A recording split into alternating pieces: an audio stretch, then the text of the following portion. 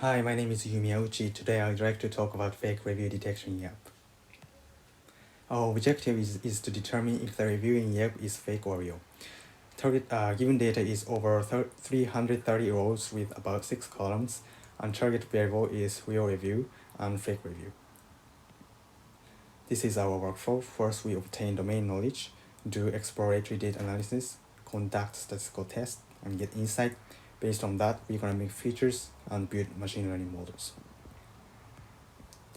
First, we focused on distribution for number of words in review. So the domain knowledge was that it may be painful to write reviews that are fake. So fake reviews should have fewer words. And this was true. Fake review has fewer words from the distributions. And we checked if this was noise with a statistical test, and we noticed that this wasn't noise, so we noticed it is worth adding number of words as feature. This is a distribution rating for fake and real review. So our domain knowledge was that companies or individuals write very bad reviews for rival companies and very good reviews for theirs. And this was true. Fake review is more likely to get review equal 1 or 5. We also checked if this was a noise, and it wasn't noise, so we added this as a feature as well. This is the distribution of rating deviations. So domain knowledge was that if there are many bad reviews, maybe there will be more desire to make fake reviews with good rating. But if there are many good reviews already, there's no need to make fake reviews with good rating. The rating deviation is deviation from mean rating of that product. And this was true. Fake reviews has either very positive deviations or very negative deviations, and true review has values close to 0.0 deviations. So there is a difference in two distributions, so therefore it is worth adding it as a feature. We also investigated volatility, or in other words, burstiness for countable reviews. Volatility means that it is a liability to change rapidly. So our domain knowledge was that it is suspicious if one restaurant gets 2 reviews on average in 1 day, but suddenly started to get 20 reviews in 3 days. This was true. Fake review has more volatility of count for every single windows, which means that it gets more number of reviews suddenly within some days. We also checked if this was noise, and it wasn't noise, so there's difference between mean variance volatility, so it is worth adding it as feature. We also checked subjectivity and objectivity of review in 2 approaches. The first one is how many first-person pronouns there are. We noticed that real review have more first-person pronouns than those in the fake reviews.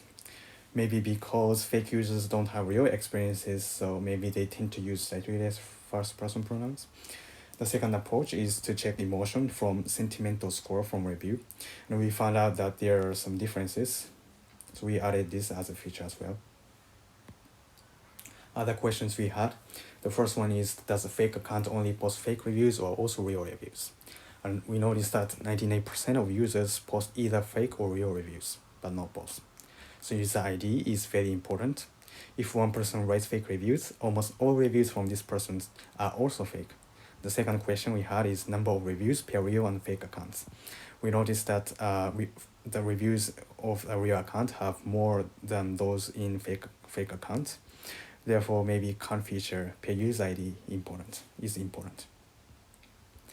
Third question we had is maybe there will be more desire to make fake reviews when there are less reviews for that product, because a few bad reviews could affect their rating largely. And this is true. Product that contains real reviews have many more reviews on average than those in fake reviews. Therefore, we can say product that contains fake reviews have less number of reviews. So account feature per product ID may be a good feature as well.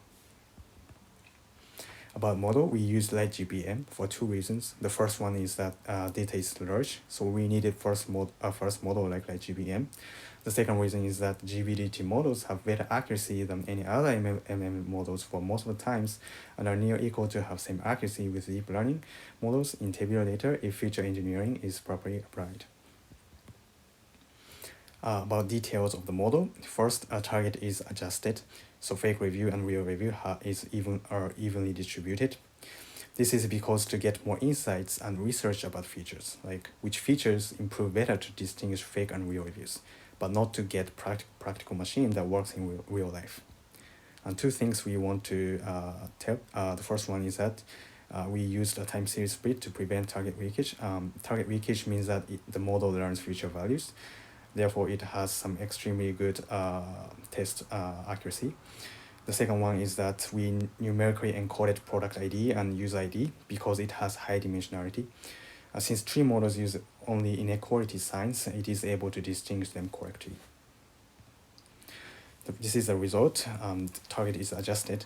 Since target is evenly distributed, we focused on binary log loss and accuracy rather than F1 score here.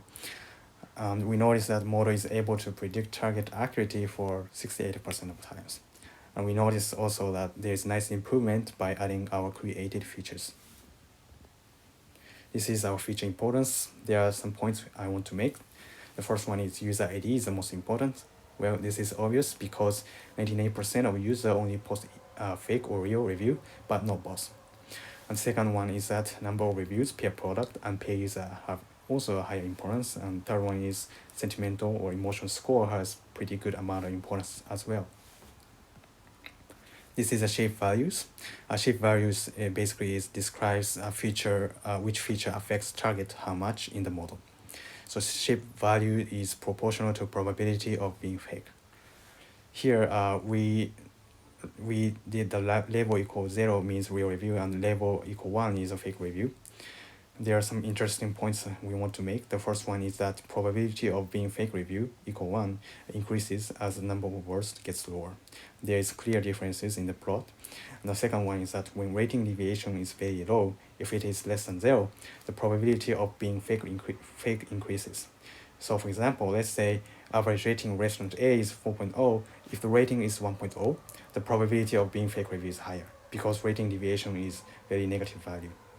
The third one is that when neutral feeling is low, the probability of being fake increases, while it decreases when neutral feeling is high.